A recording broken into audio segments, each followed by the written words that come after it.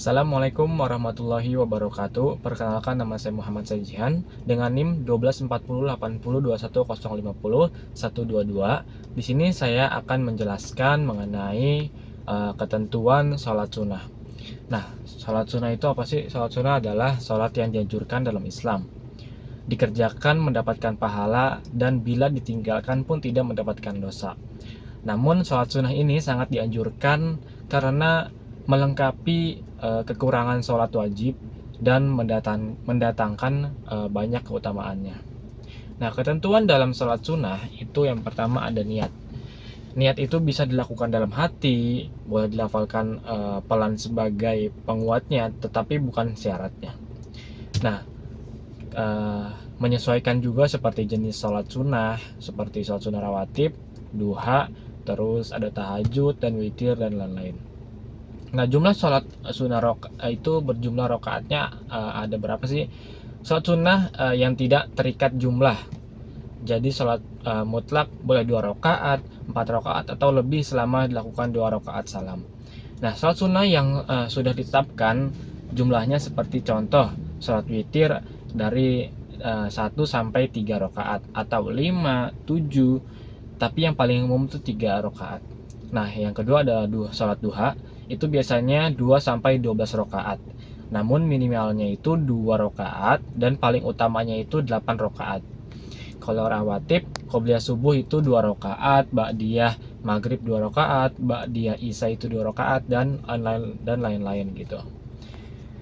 Dan waktu pelaksanaannya sholat sunnah ini memiliki waktu tertentu, kecuali yang bersifat umum seperti waktu sholat sunnah duha mulai matahari naik hingga sebelum zuhur gitu. Nah, tahajud setelah tidur dan bangun kembali setelah bangun tidur gitu. Waktunya malam hingga subuh. Nah, kalau witir itu setelah isya sampai dengan waktu subuh. Kalau rawatib itu mengikuti sebelum atau sesudah sholat wajib. Nah, kalau tahiyatul masjid ketika kita baru masuk masjid sebelum duduk. Nah, itu baru tahiyatul. Nah, tata cara pelaksanaan sholat sunnah itu secara umum sama seperti sholat wajib.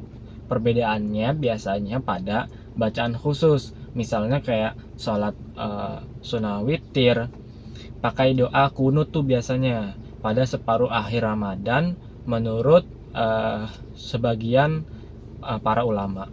Nah, tempat pelaksanaannya untuk sholat sunnah ini boleh di mana aja, boleh di masjid, musola ataupun rumah. Nah, beberapa sholat sunnah itu lebih utama di rumah karena lebih khusyuk, terutama sholat seperti sholat malam qiyamul lail. Nah, yang terakhir ada contoh-contoh sholat sunnah. Mungkin sudah banyak yang kita ketahui tentang sholat sunnah, seperti sholat sunnah rawatib, sholat sunnah duha, sholat tahajud, sholat witir, sholat tarawih, sholat hajat, istikharah, taubat, tahiyatul masjid, terus sampai dengan gerhana dan istiqo. Itu merupakan penjelasan serta ketentuan dari sholat sunnah yang sudah saya jelaskan. Semoga apa yang saya jelaskan dan saya memberikan ilmu yang bermanfaat. Sekian dari saya. Wassalamualaikum warahmatullahi wabarakatuh.